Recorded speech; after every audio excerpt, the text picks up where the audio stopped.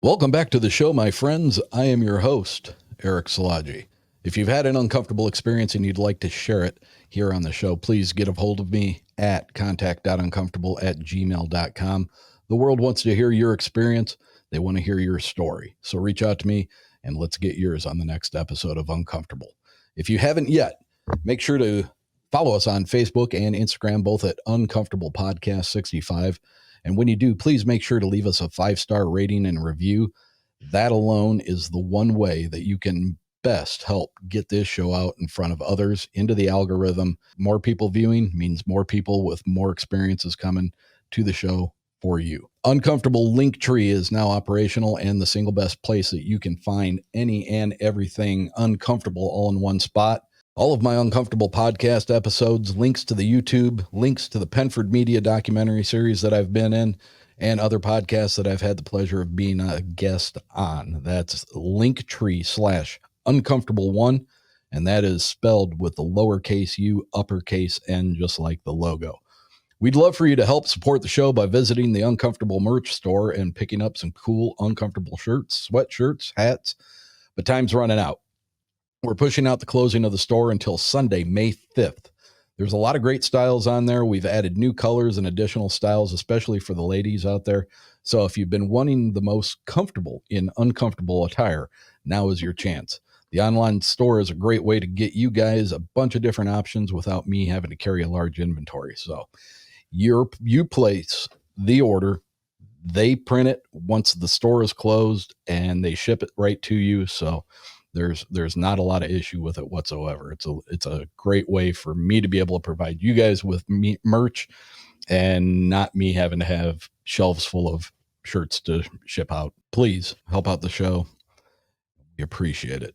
The link for that will be in the show notes and also on the Linktree. That is also probably the easiest way to find the Eventbrite link for tickets to this year's Bigfoot and Brews and Spirits 2. Don't forget to check out the combo ticket there on the Eventbrite site for September 13th, VIP dinner, and September 14th, the day of event. That combo ticket is a discounted price from the regular ticket prices, and it still includes your dinner and one drink as a part of the cost of the ticket. That's going to get you 2 hours with all 5 of the speakers and myself. So if you're interested, please head over to that. Again, the date for that is September 13th for the VIP, September 14th for the Bigfoot and Brews and Spirits 2 event. Make sure to go check out our sponsors at eufyofficial.com/videolock and see all of the fuss is about. Links to our Patreon, YouTube, and Bigfoot and Brews and Spirits 2, all things uncomfortable, will be found on the Linktree. That will be listed in the show notes for you. Now, tonight's guest is Kaydra Brannan, the host of Perplexity, a mystery podcast, and she's here to share some of the strange paranormal occurrences that she's experienced throughout her life. So, if you're ready, let's get into it.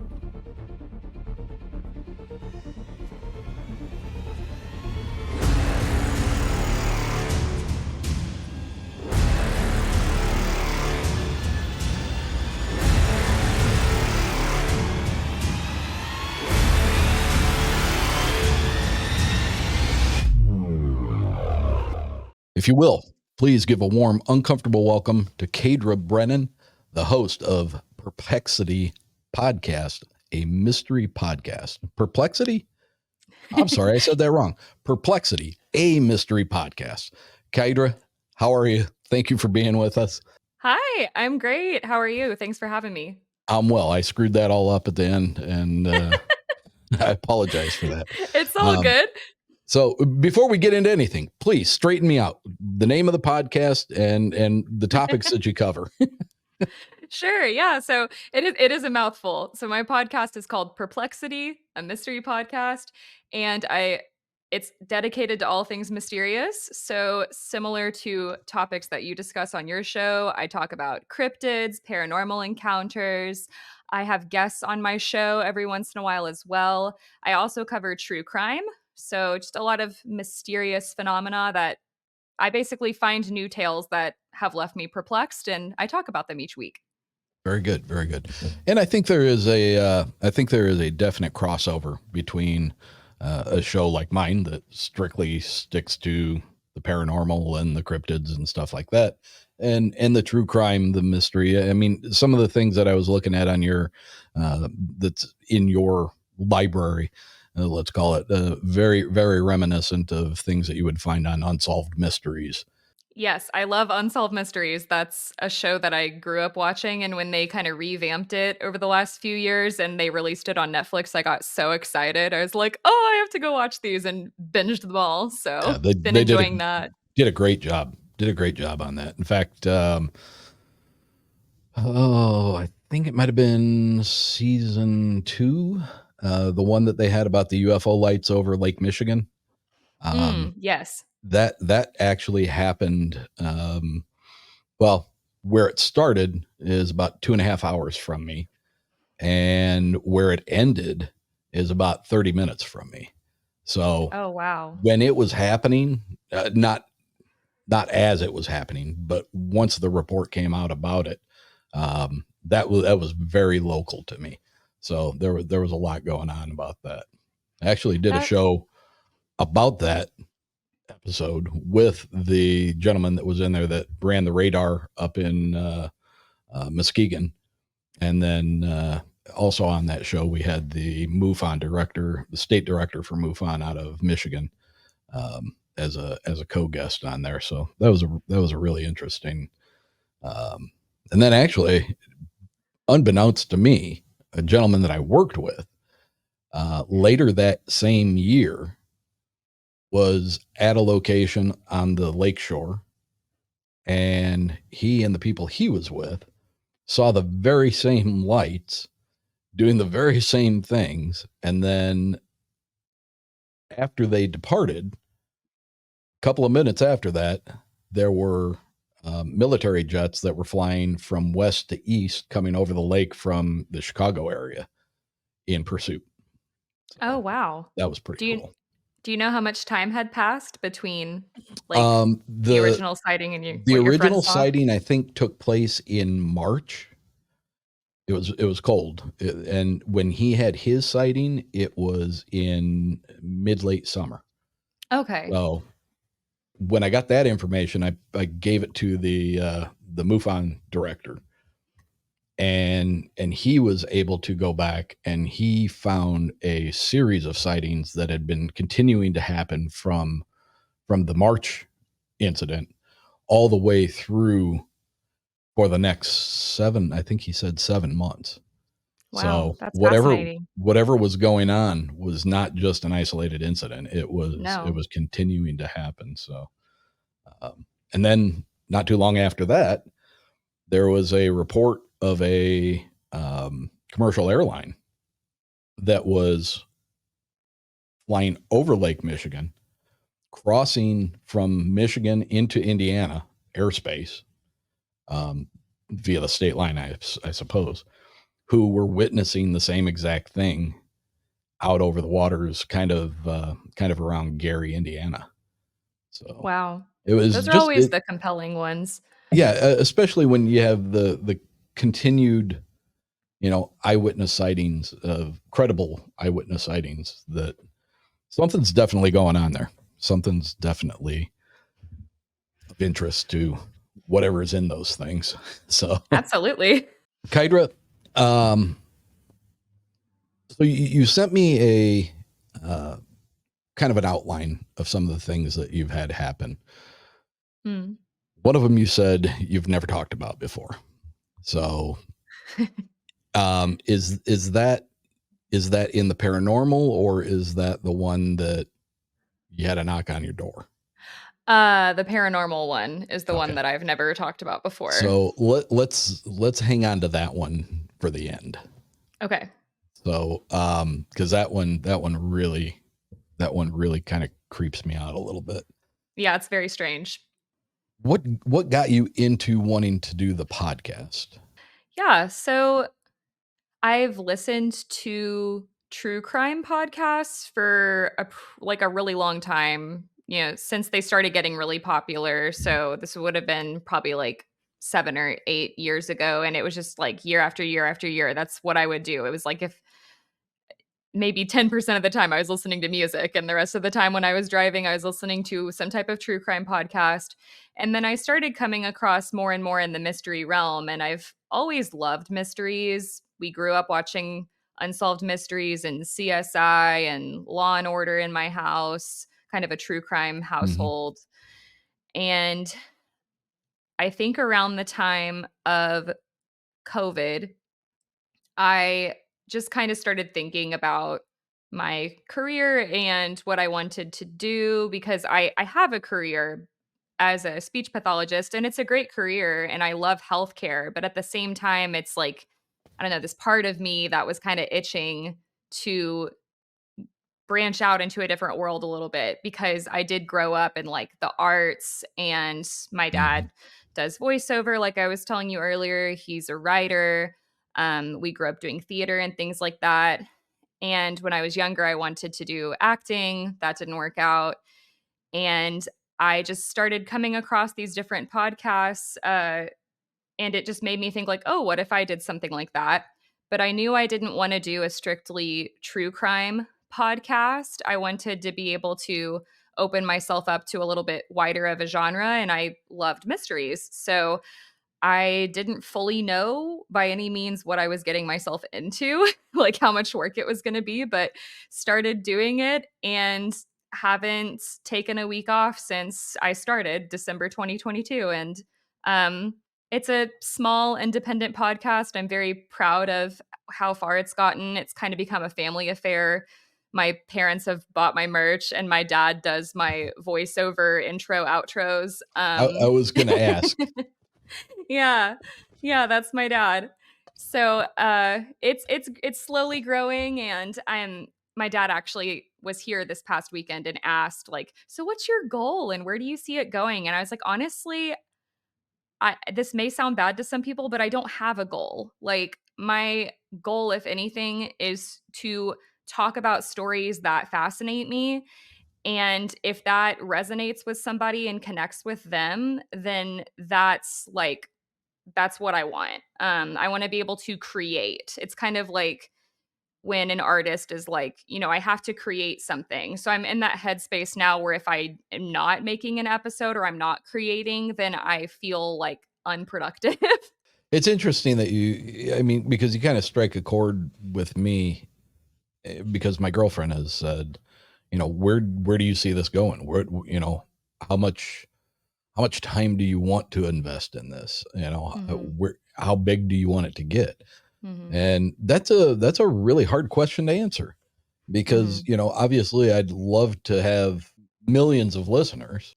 It's never really been about making bank on it. It's I, if somebody were to ask me what my motivation for continuing to do this is, and I don't know that I could really give them a great answer, because reviews are one thing. When you read people that obviously the show resonates with them, that's a good feeling.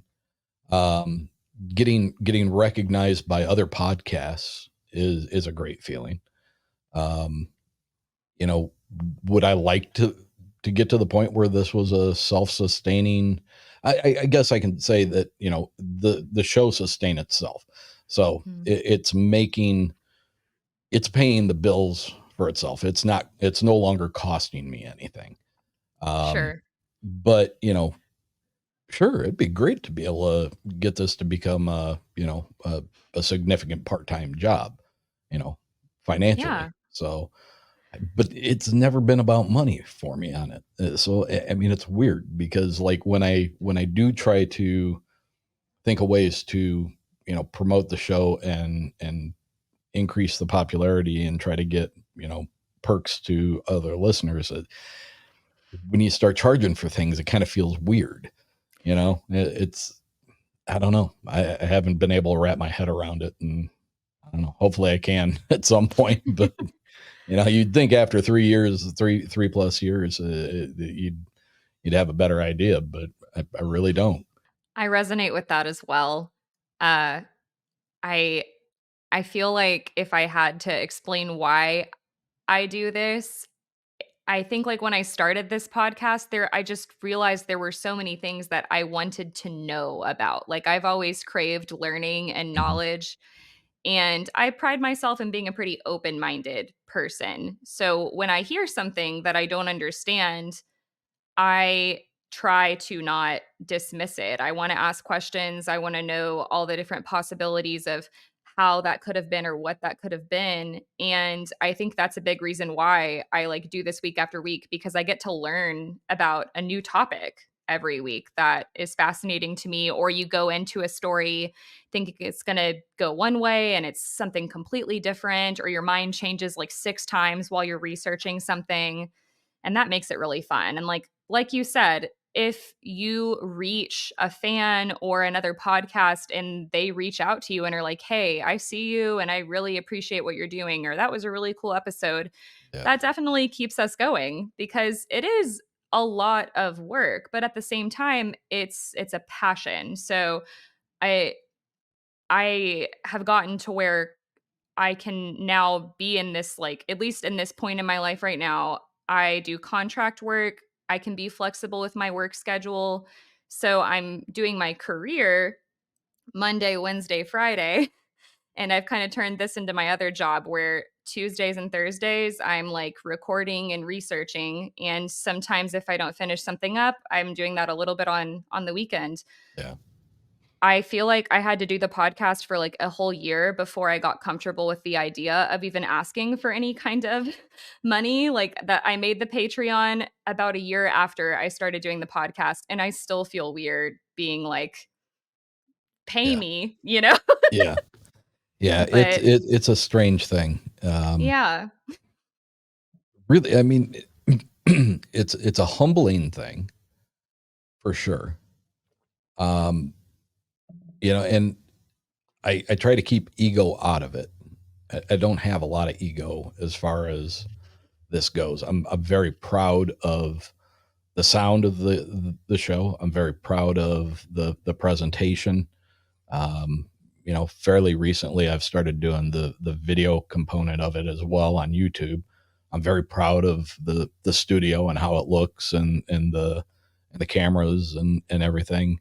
Um, it's just it's a weird, I've talked to some people that have obviously been impacted by being on the show. Mm, And I think it's those people that really continue to drive, because when you get a message back from somebody who had been a guest and they tell you that this XYZ experience that they um, had left them utterly confounded, but after being able to come on to a show like this and talk about it openly without anybody like really putting the screws to them as far as questions, and giving them um, making them feel that they were weird or stupid or you know lying or stuff like that. Hearing from those people, that's a pretty powerful thing. And I think, like, at the end of the day, I think when you boil it all down, I think that's the reason that I keep doing it, because there have been more than a handful of those people that have reached back out afterwards and said, this was, I'm not going to use the word life changing, but it definitely opened it up. And then on the other hand, I'm open minded. So being able to talk to people who see things from a different perspective and being able to kind of look through that lens that they're using doesn't necessarily change how I feel about something or what my beliefs are on something. mm, But it does let me look at things through a different lens now. Instead of just looking at it the way I looked at it, now I can look at it the way they did or someone else did. And it does tend to open things up a little bit more for me. absolutely. Let's get into some of your creepier stuff that you've had happen. You said you grew up in a couple of houses that had Some unwelcomed. Yes. So I had a house I lived in for the first 4 years of my life, and then another house that I lived in through, like, my early college years. My parents came down this past weekend to visit me, and I mentioned as they were leaving this morning that I was gonna be doing this recording. I fact checked a couple of things with them, and the experiences that I had were actually all in this one house that I lived in after age 4, the one I stayed in through early college years. So, turns out it was all in this one house, but, um, yeah, do you just want me to get into Yeah, the get right stories? into it. So, a little important backstory that I think is relevant is I grew up in a very religious household. My beliefs as I've become more of an adult have changed just as I've had my own experiences and started thinking more for myself. But I grew up in a very Christian household. My father was a pastor my entire life. And, it was just a very spiritual family. And the more that I've done this podcast as well, I've kind of realized like when you are a very spiritual person, you're going to be more prone to like those attacks. And that seems to be what was happening. It never got past the oppression stage in my house, but there were definitely times where my parents would be creating something for church, like writing a play, or my dad would be working on like a sermon that he thought was really compelling, and activity in our house would ramp up more. My parents would fight a lot, and I just kind of thought that it was because they didn't get along, but I feel like as I've gotten older, it was something spiritual.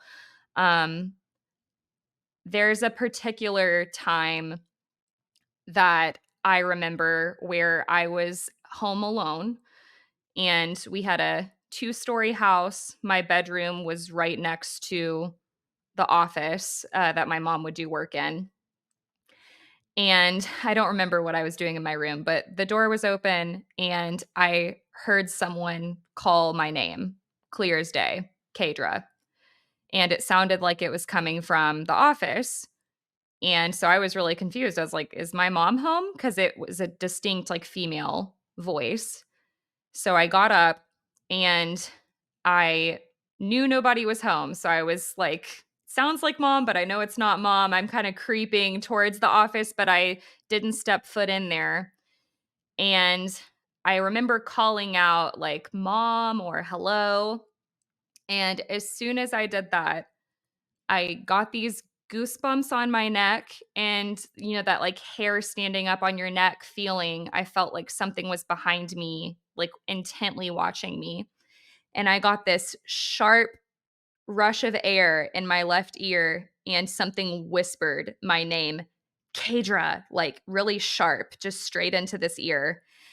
And I remember just like shoulders went up to my ears, and I like looked behind me, and I'm looking all around, and there's obviously nobody there. Yeah. Um I don't even remember if I shared that with my parents or not. But there was things like that would happen when I was much younger in that same house. There was a particular instance where I was young, so I was very strong in my faith when I was younger. I didn't know any different. And there was one night I was laying in bed, and the only way I can explain it is if you stare at a light for too long and then you look away and you have that colorful orb kind of thing from staring at the light for too long. Mhm. I started seeing a bunch of those in my room, but my room was dark, and they were like rolling around on the ground and moving around on my bed. And I was like, this is really weird. I don't know what's happening. But I wasn't scared of them. They were small, just moving around. But then I looked in the corner of my room, and from the floor to the ceiling was a shadow figure. And the shadow figure, that scared me. It was like, it felt very menacing, and I could tell it was a body. It didn't move. It just like, I felt like it was standing there staring at me. And I remember calling for my dad. I don't remember if I got out of bed or if I just called for him, but my dad came into the room and I told him what was going on. And I asked him, like, not too long ago about this instance, if he remembered it and if he could see anything. And he said that he could see the shadow figure as well. Um, Really? yeah. So I thought that was pretty interesting. He said he saw it in the same corner of the room that I did, and I asked him specific questions before I told him the story just to see if it would kinda match up with what I said, and everything that he said matched up, like, "Yeah, it was, like, this tall, it didn't move, blah, blah, blah," like, and, like, I asked if you could see through it, like, very specific questions, Yeah. and it all lined up with what I was saying, and what I remembered, but he he felt like there was some type of demonic entity in my room, and he told me to cast out the demons. So he was like, they have no authority over you. In Jesus' name, tell them to get out. And so the little like orb things in the room, like one by one, started leaving each Was he time that I seeing would the cast them out. was he seeing the orbs as well? He said he saw the little orb things and saw them leaving, and then that he also saw the shadow figure. That's crazy that you have another witness to it. I know. I thought the same thing. I thought for sure when I told him that he wouldn't have he wouldn't have seen it, but he says he did. That's interesting because my one and only time of seeing it, well, I can't say it's one and only now. For a very long time, my only experience with a shadow person was when I was quite young. Had to sleep with the hallway light on, and always had to have my door, 5, 6, 7 inches open instead of being closed. And I Mhm. remember rolling over and looking uh, at the doorway, and there was a completely dark figure. I mean, I guess I'd have to say it was black or very charcoal gray, head to probably. I'm sure I didn't look at it from head to toe, but from the head to the waist in my vision. Um, and my mom and dad were the only other two people. I was an only kid, so there was nobody else in the house. They were in bed, I was in bed, and the silhouette was definitely not my mom or dad. Mhm. My mom was very roly poly. She was kind of a big girl, and on the short side. And my dad had a very distinctive flat top haircut. And Mm. this shadow person, had like a little bit longer, maybe wavy hair. Um, definitely looked masculine to me. Mm. Scared the hell out of me. But I like where you told your parents about it. I never said anything to my parents. It was something that I never talked about until I had a reading from a very good psychic medium out on the East Coast. And she was a guest on the show, and then as a thank you, she's like, "Can I do a reading for you? As a thank you for having me on the show." And I was like, "Yeah, sure. I've never had one." And she brought it up, and I was like, "Wait a minute now. I've never Wow. I've never talked about this." Yeah. And so yeah, Wow. that was creepy. But It the is. weird thing that she said was that, and again, that she was a psychic medium, so take it for whatever it's worth. But she said that it was very confusing to her because she did not know what it was or where it came from. She said Oh. she could tell that it was not malicious, Hmm. and that it had shown itself to me multiple times during periods where I was had a lot of questions. See, Where that's interesting it, because so I heard a story recently from my sister that she saw a shadow figure while she was putting her 1-year-old son to bed, and it was in their nursery. And at at that time, her and her husband, not to get into details, but they were going through some marital problems, Mhm. and it was specifically because of things going on with the husband. And she told me that his family, they have a strong belief that the men in their family are plagued with some type of shadow figure. And when they are doing things that they shouldn't be doing or they're struggling mentally, it seems like this shadow figure appears. So it's almost like a Hmm. reflection of your subconscious, I Yeah. guess. So it's interesting you bring that up because that was the first time I'd ever heard someone explain something like that, where it's like, it's not a separate being necessarily from you. Like maybe it is, but it's connected to you in some way and it Yeah. appears at these specific times. Yeah. It was very odd, and I mean, I still don't know what to make of it. I mean, she's a psychic medium, so some people will say, "Oh, she's full of shit," and there is no such thing. I know a couple that have wowed me with some of the things that they've said.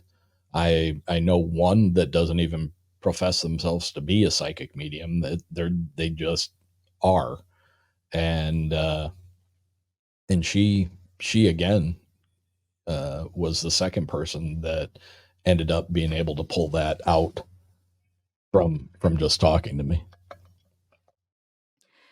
I wish I could remember her name, but I was listening to a podcast recently about a psychic. She passed away when she was 66, but I think her first name was Greta. And the stories were very compelling. Like she was able to predict some very interesting things like Mhm. faulty wiring in stores and would like prevent them from fires. Yeah. Tried to warn this guy that he was going to have a heart attack and he ended up dying of a heart attack. Like there were some very specific things where I was just like, how do you explain that away? Yeah, there's like I said, there have been numerous ones that have been proven to be frauds. Um, Absolutely. No, you there's know, a lot of frauds. but Yeah. there are some that I would stand on a hill and you know there's no the thing with me is I said before we started the show I'm going to be 59 this June. Mhm. Um, my age demographic I don't think is prone to being that out there on social media. I Mhm. didn't get social media until I started doing this podcast as a way to help promote it. So I'm not the guy that's, posting pictures of my kids every time they fart sideways or, telling everybody how much I love my family or anything like I'm not that guy. To me that it should go without saying. You shouldn't be looking for attention for for things like that. Um, Right. so there's never been information out there about me until I started doing this show. Mhm. And some of the things that these three women in particular have been able to tell me is beyond me. There's Mm. no way they could have looked up online or contacted people that I know to have come up with these things. So it's pretty interesting. Yeah. When you run into a real one, it's kind of jarring.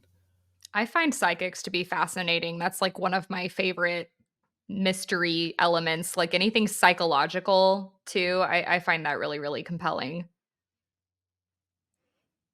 So after this, where do we move on to? Um, what else did we have? The true crime kind of experience that I had, and the is there anything else before the count encounter I've never talked about? Well, It would be you great. talked about your parents and you, Oh, the guardian angel, possibly. yes, sorry, I as soon as I said that, yeah, I just remembered that. This story I have told, on my podcast before, but it's been a long time. Yeah, so I think I was in high school, and my sister would have been in middle school 'cause she's 4 years younger than me.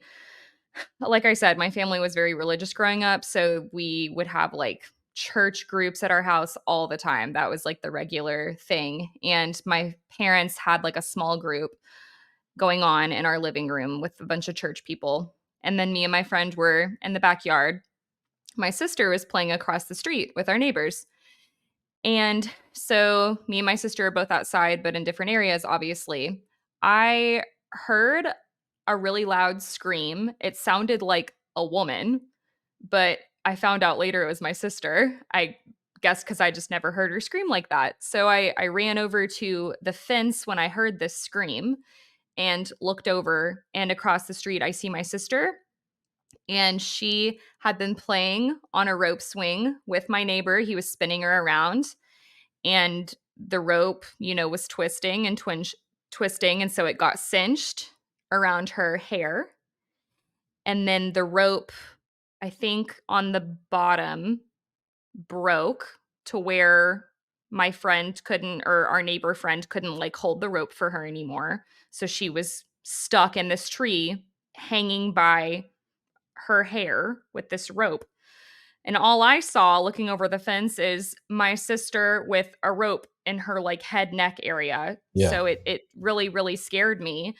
Um, so I ran inside really quickly to tell my parents what was going on. And then, maybe 30 seconds after that, me, my parents, their friends were all in the front yard with my sister. But between the time of me running inside and us all running across the street, this woman had appeared out of nowhere, and she's pretty short. So she was, like, struggling to hold my sister up, but she's holding her up on her shoulders. And she didn't say anything to us the entire time, which I thought was a little weird. But she was like a short Hispanic woman. I remember she had like a black and white striped shirt. She looked just like you and me. Like not see-through or anything like that. And she had a baby stroller with her. And I remember, like, short dark hair pulled back. And as soon as we all got out there, we were like, thank you. Like, I think my dad said something like, we've got her now. Thank you so much. And as soon as my dad took over, like, literally instantly, I remember turning and that woman was gone. No idea where she What? went. And where this was where this was on our street, there's no way that she could have just, like, vanished. Like, it's Yeah. not on a corner, or there's not an alley that she could have slipped into. It's literally just a straight street, and there was a whole block before you could get anywhere. And that would have been the same way she had just come from. And the other reason that we feel like this could have been some type of guardian angel is because of how we all described her later. So after we get my sister down from the tree and she's fine other than losing some hair, we're talking about this experience. And I think one of us said, like, oh, thank God that lady was there, blah, blah, blah. And I don't know why her appearance came up, but we were trying to describe her. And I feel like it was my mom, but somebody chimed in and was like, yeah, that blonde lady, blah, blah, blah. And I was like, no, she was short with dark hair, blah, blah, blah. And we all had completely different descriptions of her. Really? Yeah, like, very, very different. Um, and that's very strange to me. Like, I know that in, like, traumatic situations, it's hard to Yeah. take in details of people, but for them to be that completely different, like, my dad said she had red hair, my mom said she had blonde hair. I said she had a baby carrier with her. My sister remembers her having another person with her, like just very, very different details. And then, like I said, just the location in the neighborhood, her just being gone that fast, Yeah. was very, very strange.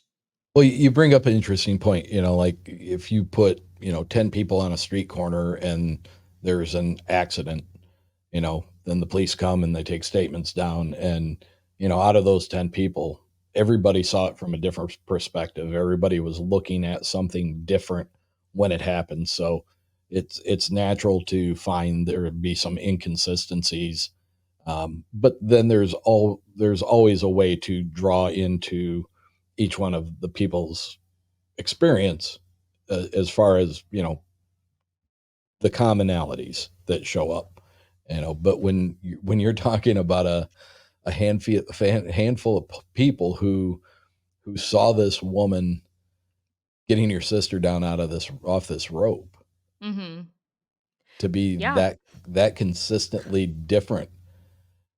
How did your dad describe her? Well, we all said she was a woman, but that was literally, like, the only thing that we all said was the same. I remember, like, my dad saying she had red hair, mom saying she had blonde hair. I don't remember how my sister described her, but I remember my sister saying there were 2 people, and I saw the baby carrier. I think my sister saw the baby carrier as well. So there were, Are like, you some talking like, similarities, but was it like a baby stroller, or yeah, like what you would carry that would hook into a car seat? it was a stroller. So it would make sense that, I mean, nobody's going to take off running like a track star with a baby in a stroller, That uh, was the other thing I thought about, yeah. to get that far out of your line of sight when you turn to see that she was gone. Right. And I mean, I'm sure too that you get different people that walk through your neighborhood every once in a while, but we had a pretty small neighborhood and we would see like the same people over and over, like walking. And I had never seen that woman before. I was outside like every single day playing with my sister, playing with the neighbors. Never saw her again. It was just very unexplained.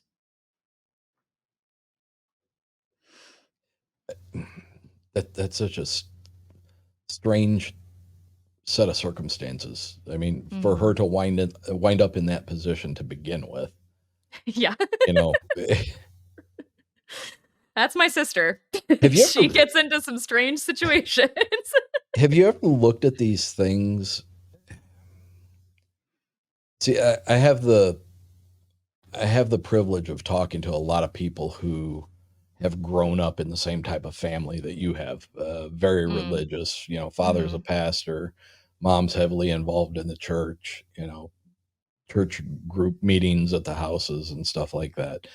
Um, and like I'm reading into what you said, about your faith, having changed considerably since that time, and mhm, and it seems from the conversations that I've had, it seems that those people are maybe being tested, or that because they've pulled away from pulled away from what they've grown up with, mhm, that they seem to be, a little bit of a stray, and mhm, they might be easily turned towards, um, the darkness. mm. Yeah, I consider myself agnostic. Um, I still am open to the idea of a higher power. I think the organized religion is what started to turn me off as I got Mhm. more into adulthood. Same with me. And it's very hard for my parents because they're still very in that. So it was really hard like the first year that like cuz I kept like my beliefs changed when I was in my early 20s and I didn't talk to them about it until like maybe 2 or 3 years ago. I think about 3 years ago. And the first year after that was really hard. Like we didn't really talk to each other that much. Yeah. Um, but yeah, I think it's interesting because, like I said, had some significant experiences with that upbringing. And then as I got older and my beliefs started changing, I haven't had any experiences like that. So I don't know if it's like because I'm not tuned into that anymore, or if it's because there's this part of me that's like, nope, I'm going to turn that off. We're not thinking about that. Um, but my parents have had a lot of experiences. My sister is still a Christian and has had a pretty significant amount of experiences as well. Like I said, she saw that shadow figure like Yeah. several months back. Um, so yeah, it's interesting kind of that transition of how like spiritually how my life has been, because I have had some significant what I feel is significant but unexplained events, like when I was in those younger years and those beliefs, and now I'm like out of it and I haven't had any of those experiences. So that's really like for me personally, I tie it to um when you are in that spiritual realm and you are doing like positive things, then there can be dark spiritual forces that are trying to attack you. Like I still believe that that happens to people, and I think that now that I'm not in that anymore, I'm not having that happen to me. But I do talk about things like that on the podcast. So I have had those thoughts of like, I wonder if now that I'm doing this podcast, will things start happening again? Uh, so far, I haven't had anything, but Well, we'll see. you have a varied variety of things on your show. That's true. Um, I tend to, weekly delve into it's. I will. I have to say that the amount of experiences that I have had has ramped up. I want to say considerably. Hmm. But by saying that, I don't want to give the impression that it's happened to me on a daily basis or a weekly basis. Um, I had a lifetime of weird shit happen. And, but that was over the course of many years. Um, since I've started doing this, I've had a number of interactions within a short period of time. Hmm. And I firmly believe, and I've said this on multiple shows before, that when you start looking into the darkness, um, at a point, whether it's just curiosity or you start to entertain those kind of thoughts, whatever is in the dark starts to recognize that your attention is turned towards them, Mm. and I think that they they do their little things to let you know they're there, and that's kind of an unnerving thing. Like when you realize that you may be on their radar, Mm. that's not a great feeling. I would imagine it's not. No. But I don't know how to I don't know how to circumvent that other than I do things. I do my own thing to you know protect myself, protect my equipment, protect my studio, my home. Mm. um and it seems to have worked. But every once in a while there is that really off-putting thing that happens, and it's like, I don't like that shit happening here. not Have not it not in my home. I'm curious too. So this hasn't happened to any of my listeners as far as I know, but like I have some friends that have a pretty significant following on their podcast, and they've had listeners reach out to them and say that they started having experiences after they started listening to their podcast.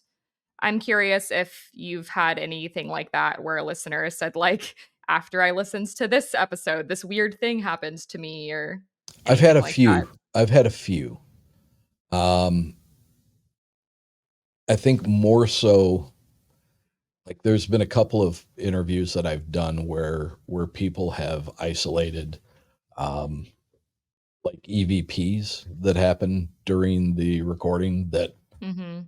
was never came to the forefront for me until they brought it up. Mm. Um, one in particular was with Bo Kennedy from the Bump podcast, and oddly enough, he's a very Christian based podcast. He talks about all this weird stuff, but he's very Christian in his faith. Mhm. Um, and we had a couple of EVPs that happened, and we had the thing that happens most for me, I think, is the technical issues. Um, camera shutting off for no good apparent reason, or for during that specific interview with Bo. um, he apparently has two cameras in his studio, and the one that he was using to do the interview with me um, shut off. The other one turned on, and what I had in my screen, I was looking through the second camera that then had like his computer and something else, and then his camera and some other stuff before it even got to him. So this camera that turned on was like completely on the other side of the room and was not even used for when he does interviews. So why it switched over to that, and just some very, I've had difficulties with people who have um, especially talking about like fallen angels and the Nephilim and stuff like that, where Mm. um, just an inordinate amount of problems with getting the recording done. And then, at one point, he was this one gentleman, he was recording his part on his end, and then he was going to send me his audio so that I could put it together, and we all sounded like we were in the same room, much like what StreamYard does now, but at that time it wasn't available. And he tried three or four times to send his audio to me, and it was the better part of 90 minutes worth of audio, and it would only come through like 20 minutes at a time. I'd only get the first 20 minutes, and then he'd send it again, and I'd only get the first 20 minutes, and it's like, what the hell is going on here? And I mean, Yeah. it's technology, right? So you know sometimes you send emails that don't get to people. Sometimes you have internet interruptions. You lose signal. Your router needs to be restarted. I mean, there's all kinds of things, but there's been a lot of that kind of stuff that, and like, I can get through some interviews with about Bigfoot. I never have any problems. But Mhm. you start talking about the spiritual stuff, or Mm. especially like the darker spiritual stuff, Mhm. that always seems to kind of end up getting something to happen. So, Yeah, and I mean, that makes sense because 'cause I've heard a lot, like, entities haunt people, as they can haunt places too, but they definitely haunt people specifically, like, and can get attachments. So, I mean, I did have a podcast that I recorded with several months ago. Um, she's in the trailer park, actually, Natasha from Cryptids, Creeps, and Conspiracies, mhm. and she gets a lot of, like, weird activity, in her recordings, and she's had, like, weird experiences in her home. She had an EVP come through in our recording, and neither of us heard it, but when she was going back through and editing afterwards, she heard it, and it sounded like a man or some type of entity growling, and it was short, it was only for, like, a second, but it was like this heavy breathing growl type noise, and it was over both of our voices. Yeah. Only Yeah, happened once, but the really, really creepy. I think, and here's the problem with that. Unless you know somebody really, really well, you don't know what their private life is like. You don't know what they delve into. You don't know what types of things they entertain. That's very Um, true. And you so record with a lot of different people. yeah, and Yeah. hence why I do my little thing that I do. My protection.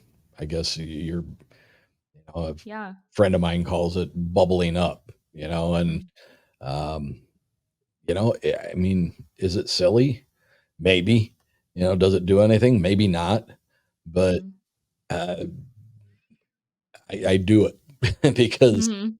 I had an experience this last September where I was hosting Bigfoot and Brews for the second year, and I had a listener um, who was working a vending table there, and she had overheard this girl talking about having a dogman experience up in northern Michigan. And she Wow. says, "Oh, you got to go talk to Eric." So she walked her over and introduced her to me. And I was sitting on the top of a picnic table, and she sat down next to me. And inside of 3 minutes, at the most, I was an emotional wreck. I was crying. I couldn't, my emotions were completely out of check. Um, I was trembling. I, I literally felt um, something like come off of her and creep across the back of my back. Started with my shoulder that was closest to her, and then it like worked its way all the way across to my left shoulder, and the heaviness and I mean, it was it was surreal. I mean, had that many people not seen me break down and cry, I mean, talk about embarrassing. I'm hosting my Bigfoot event, and we're maybe a couple hours into it, and I'm sitting there right out in front of everybody, and I just lost my shit. Wow. you know um Thankfully, um a a guest who had been on the show, the Archbishop Christina Rake from Chicago, she was there in attendance. And when I when I lifted my head, the only thing I saw in front of me at like two picnic tables over was Christina, and she was just getting her food delivered to her table. And all I could think was, I can't interrupt her. She just got her food.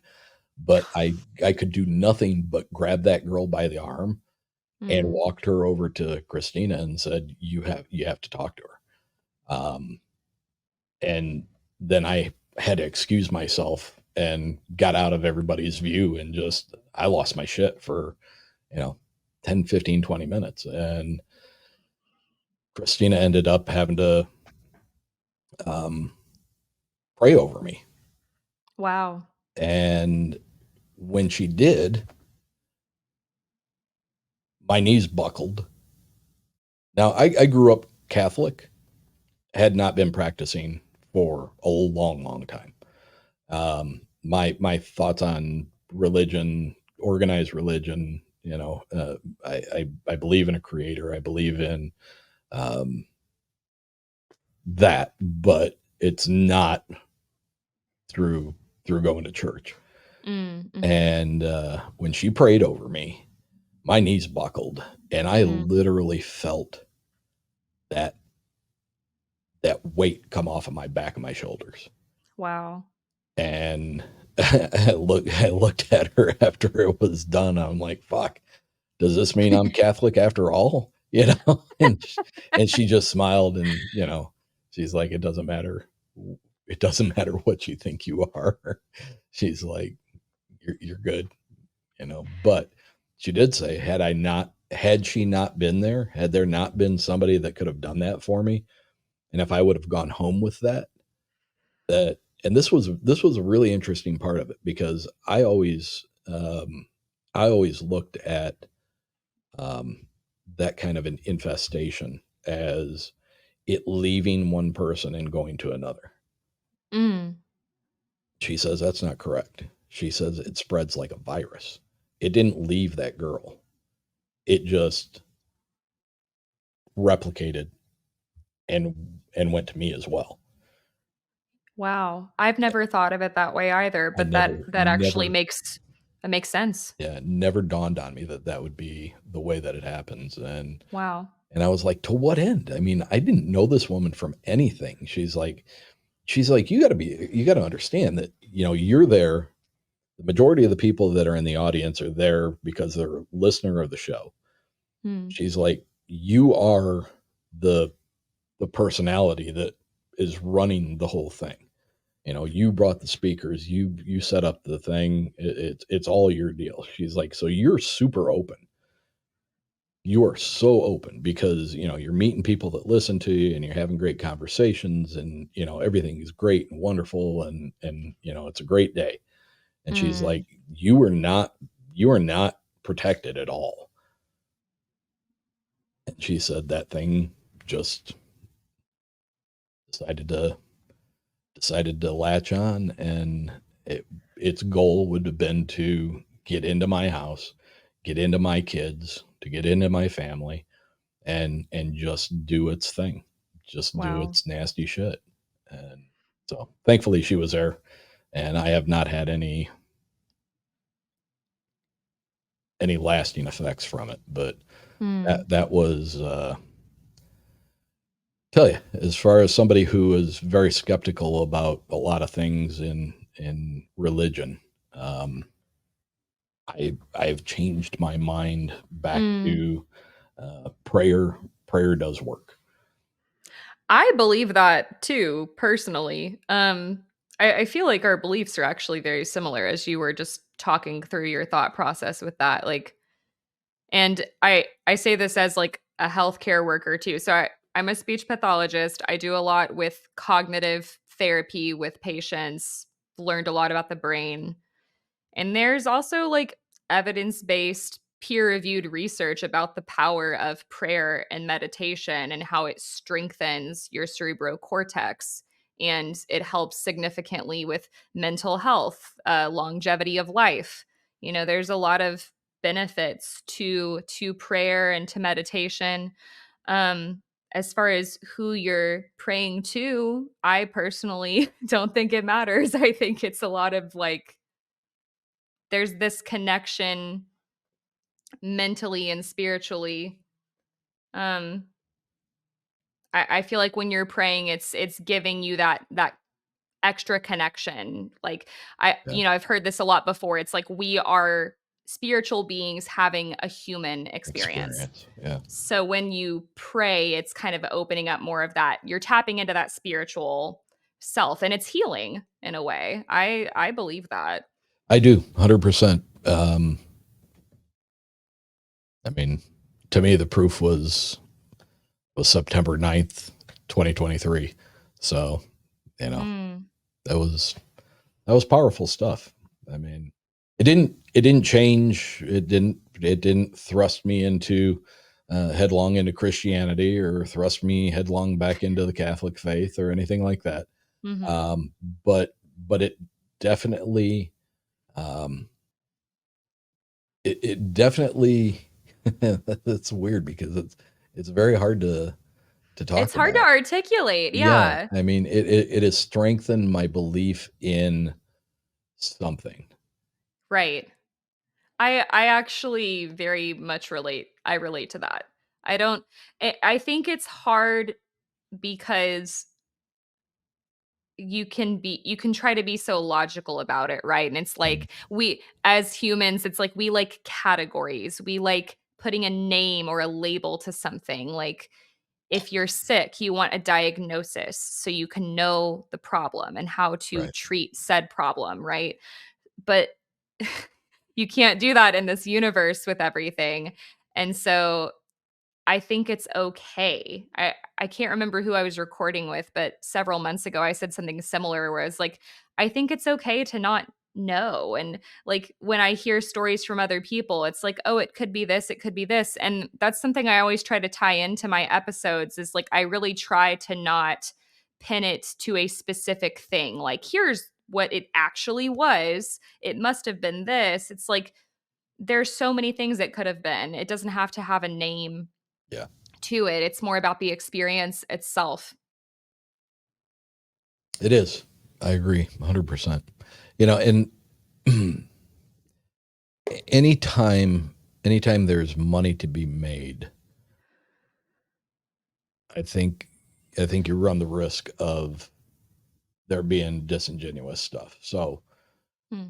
how does that relate to like organized religions, right? Yep.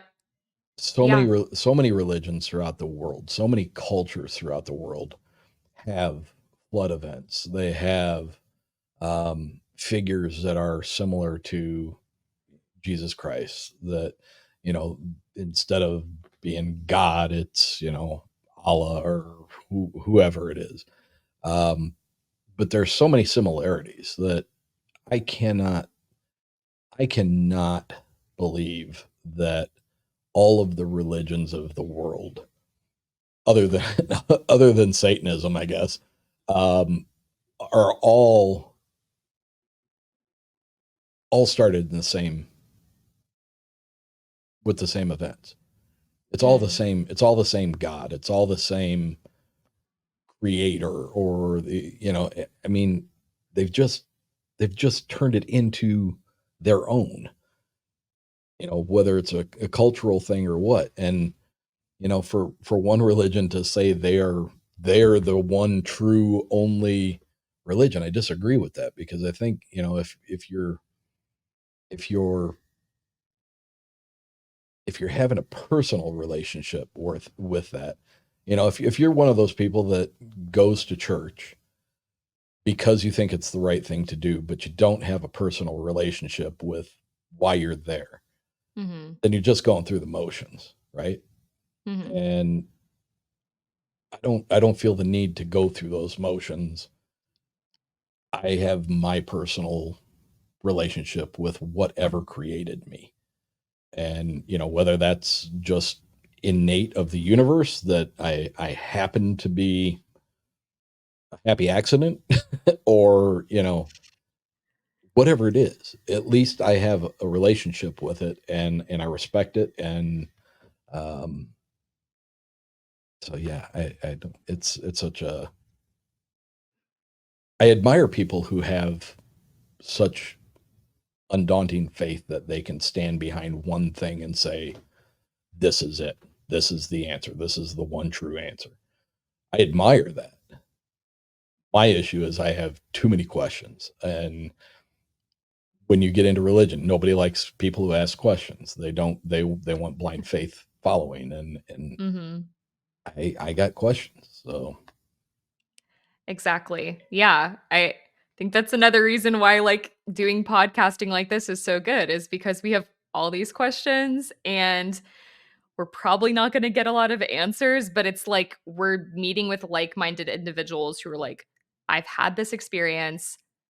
I don't I'm having a difficulty articulating it. I'm having a hard time talking about it, but I know you're going to understand. And yep. so it's like you have those opportunities to still make those spiritual connections in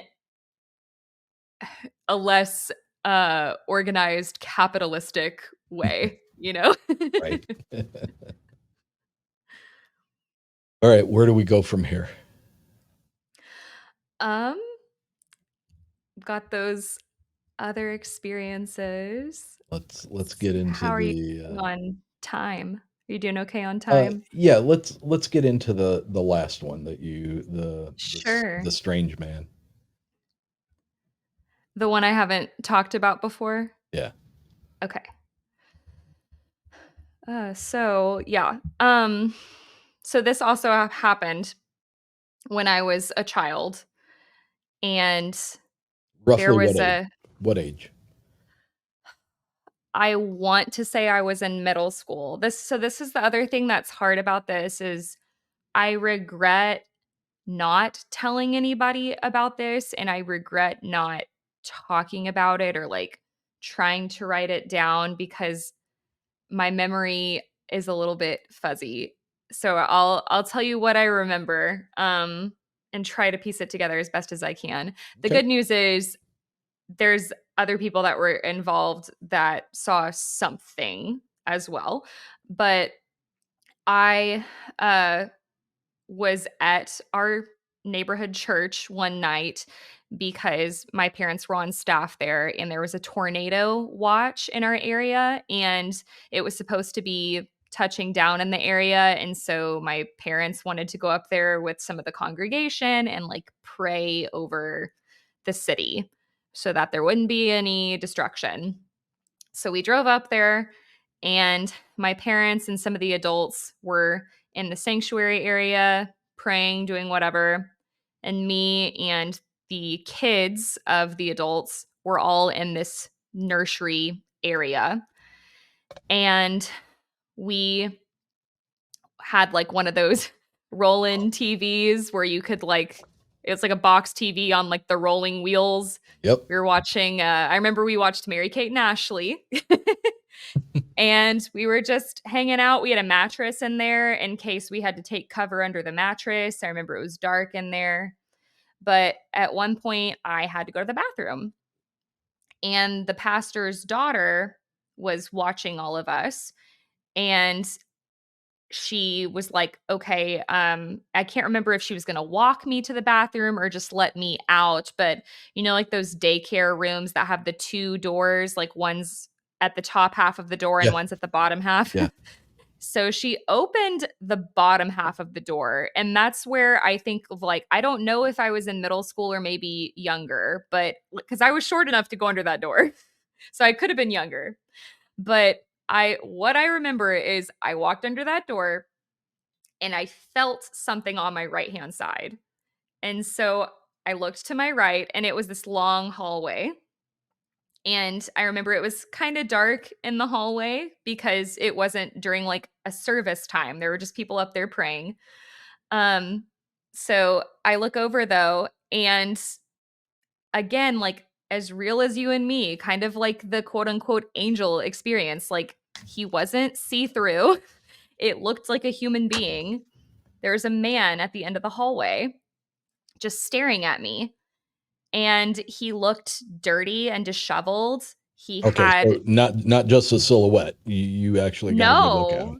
Yeah, no. I remember he was like dirty and disheveled, and I thought maybe he could have been like homeless or something. It sounds silly, but the best way I can explain him is he was kind of like Tarzan because he had very little clothing on. Weird. Yeah. Um, yeah, almost like a loincloth. And he had like shoulder length brown matted hair. He was dirty.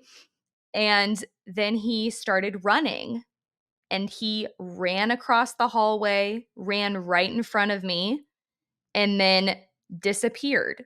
Like right before he would get out of eye view, it was like he just materialized. And I screamed and I was like, "There's a man in the hallway. There's a man in the hallway." And I remember the other kids freaking out, but I don't know if it's because I was freaking out or if they saw something. But my sister was there and I asked her about it. And she said she didn't see him at all, but she saw like a shadow. So I don't know. I need to get more details from her. I don't know if she saw a shadow run by. I don't know if So she looked in the hallway or what, so but so you were in a church yeah.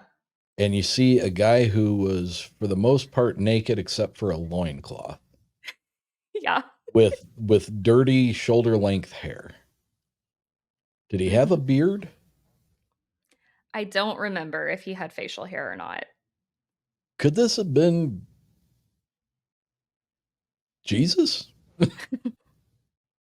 So before we were going to do our recording, I started Googling just to see if anybody had had similar experiences because I was like, I've never talked about this before and I don't know how to articulate it.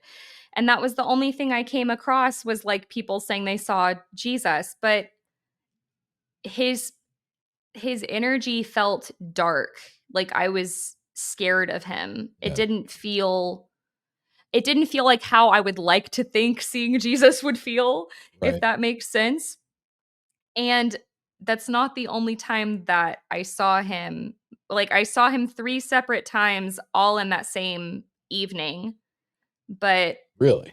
yeah, so saw him in the hallway, and again, this story is so choppy and fuzzy because I don't remember the timeline of everything, but the next thing I remember is at some point we were in the sanctuary for some reason, and I remember looking up and seeing him in the balcony, like, on the edge, like he was gonna jump off the balcony, like, literally standing there, and I just remember kinda looking up and seeing him, freaked me out, I looked away, and then the last thing I remember is when it was time for all of us to leave and go home, and we walked outside after the weather had cleared out, we were getting ready to drive home, and there was, like, this courtyard area, and then it just opened into, like, the parking lot and eventually the street, and I remember when we walked outside, I saw him standing there, and then I saw him run off, and again, he, like, materialized and disappeared. So I saw him 3 separate times. I don't know why I saw something like that. I've never talked about this before because it's such a weird thing to see, and kinda like what we talked about earlier, it's like we want to label things, and so it's hard for me because I like thinking about all the possibilities, but I don't even know what the possibilities are because it's so strange. That is, I mean, from your I mean, when he was standing up on the balcony, he didn't take his arms and put them out to the sides. Like, did he? Not that I can remember, no. I mean, Did anybody else see him? not that I know of. Um, I was thinking about reaching out to the woman that was watching us that evening because I Mhm. remember her, and my mom is friends with her on Facebook, and she was the one who let me out to go to the bathroom, so I'm like, if anyone else would have seen it, it was probably her. What about your Um, parents? Like when you were going out to the parking lot to get in your car and you said you saw him again, did your parents see him then? I don't think so. I think that was just me. The only one who kind of, like, verified my experience was my sister. She said that she saw, like, a shadow figure of some kind, and she only saw it in the hallway. So, I don't know. It's a weird one for sure.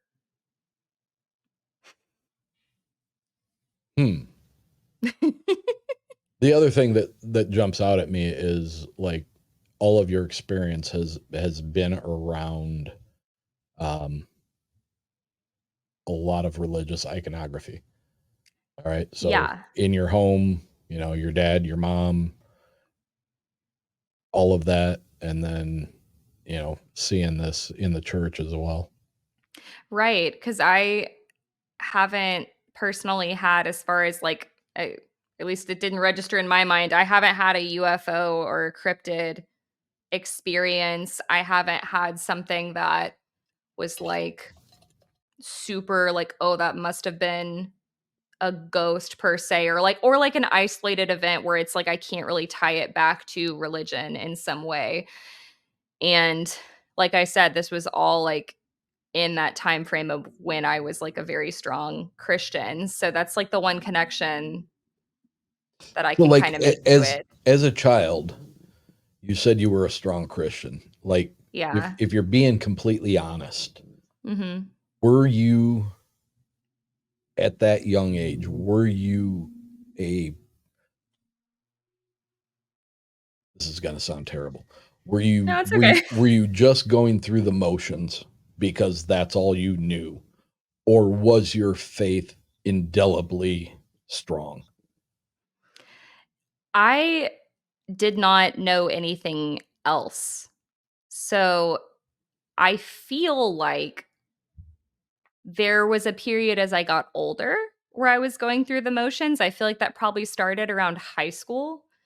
But in my younger years, I genuinely believed that God, like God, Jesus, the Bible, all of it, heaven, hell, um, I believed in all of it. I had completely bought in, and I went to church 2, 3 times a week. If my friends weren't Christian or quote unquote of the Lord, like I felt bad for talking to them or hanging out with them. Like I was that girl. And very much not that way now. But I feel like, yeah, I feel like I didn't even start questioning it until I got older and like in high school and started hanging out with different people. Um, Started getting into the arts more, like in theater and choir, and meeting other people from different Yeah, backgrounds and stuff. So sure. yeah. It makes you wonder why. Why do these things happen? Why do some people have these experiences, and why do others just go through life and never have anything?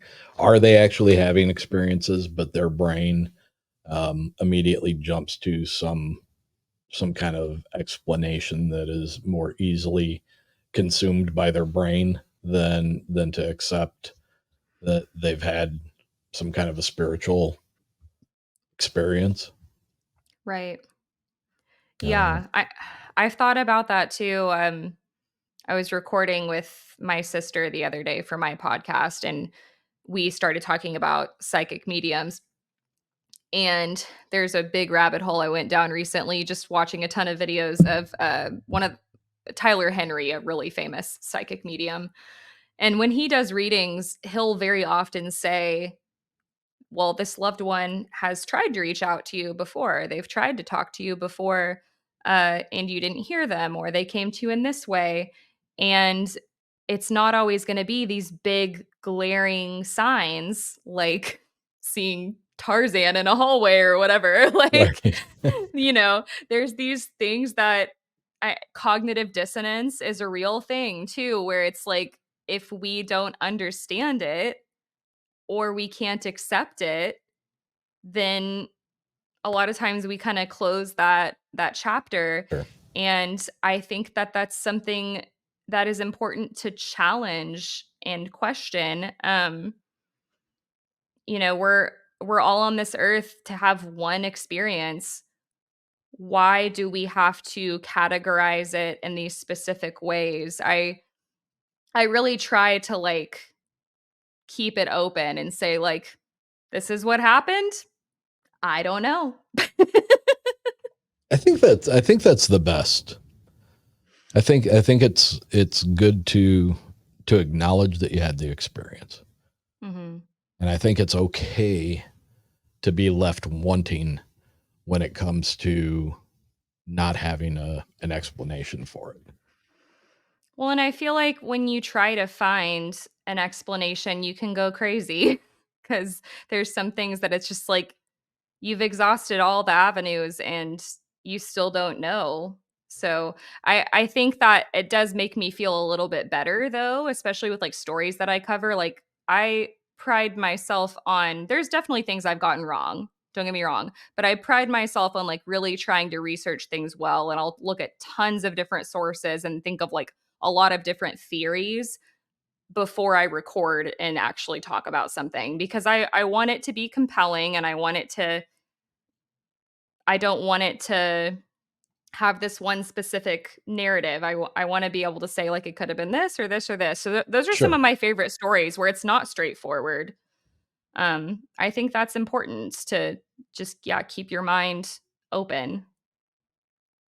It's important to keep your mind open, and it's important to hear others' perspectives on things, Yeah. because that you may, this may go out, and there might be somebody who comments either on the show notes or the show online or on YouTube, and says, you know XYZ, same thing happened to me, and that still doesn't give you any answers. But now No, but you that would now be you re- now you realize you weren't the only one that had this experience. So, yeah, you that know, would be really interesting because I've never heard of anybody else having that kind of Jesus, Tarzan. encounter. Yeah, exactly. It sounds so silly, but I'm like, I literally don't, and that's like my childhood memory of it too. So, that could be skewed, but I really don't know how else to describe them. Now you said that you were scared, Yeah. that he scared you. And but did he exhibit any kind of behavior that like made you scared? Or were you just scared because it was a guy in a dark hallway, you didn't know him, he shouldn't have been there, he wasn't dressed right? Mhm. Was your fear based on just not being prepared to see that, or was there some action or some behavior that he did that made you fearful? I think his description, like you said, and him being in the dark hallway was a big part of it for sure. But also him running like across the hallway and being on top, like standing on the railing of the balcony, like that was strange behavior for Did you sure. Where I was did just you like, ever did you ever notice, like, was he actually, did he make eye contact with you? Did he appear to recognize that you were there? yeah, he He looked did. at me. He I did. do remember that. Yeah, he knew I was there. And I think so. This is something else I've thought about. I think he didn't expect me to see him, and that's why he ran. It seemed like he was running away from me. But he Um, ran towards you, right?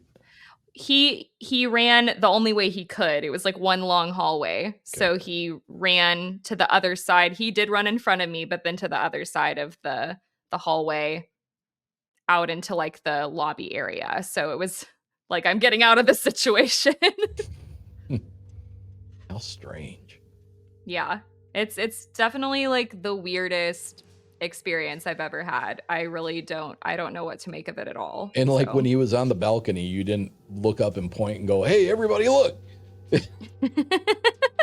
I don't think so. I wish I could remember more, but I specifically remember not telling my parents. I don't know if there was this part of me that made me feel like I shouldn't say anything, or if it was like the whatever that thing was compelled me not to say anything. I don't know, but I didn't share. And then there were like it was like several years ago when I was talking to my sister about it, and she said that she remembered seeing the shadow and being there that night. And we just, because we talk about stuff like this all the time, because she has similar interests to me. Where did she see Um, the shadow? in the hallway is what she told me. So you saw a full-fledged, barely clothed man, and all she saw Yeah. was a shadow. Yeah, it looked like a real human being. Like there was nothing about him that didn't feel human except when he disappeared. Like he even ran like a normal human being. But then he kind of like almost turned into like I don't know, a mist is the best way I can explain it, and then he was just gone. So that's what was so weird about it. It was like it was a real man, kind of creepy, weird that he's not wearing a lot of clothes, but then just gone. Very strange. Kaydra, it's been a pleasure talking with you. You're a joy to talk to. Do me a favor and let everybody know the name of the podcast. I'm going to let you do it so I don't screw it up. And where they can find you, what all kinds of stuff you got going on, and just tell them everything about you. Sure. And I just want to say thank you to you too for having me on, Eric. This has been great. Oh, it's been a pleasure. Yeah. I'll have to have you on over on Perplexity sometime. I'd love it. Anytime. You just let me know. So, podcast is Perplexity, a mystery podcast. I'm on all podcast platforms. I am also on YouTube if you want to see my face. I release new episodes every Wednesday. I'm also on Patreon if you end up loving it and want more. And like I said at the beginning, I cover all things mysterious. So I have definitely covered my fair share of paranormal and cryptids. Also cover true crime, disappearances, psychological phenomenon. We talk about cults. And I really, really value listener input. So I'm always looking for topic requests. I read listener stories every time those get sent in as well. So I would love to have you guys over there. If you like uNcomfortable, you will probably enjoy me as well, or at least I hope you will. Well, all my uncomfortable friends, you need to go over and check out Perplexity, a mystery podcast. Before you even hit play, give her a 5-star and then leave her a really nice review after you're done listening. So, Kaydra, it's been a pleasure. Look forward to talking to you again. If you ever want me on yours, just let me know. I'll be there in a heartbeat. Absolutely. I'll send you an email. All right. Thank you, dear. Thank you. Good night. Bye.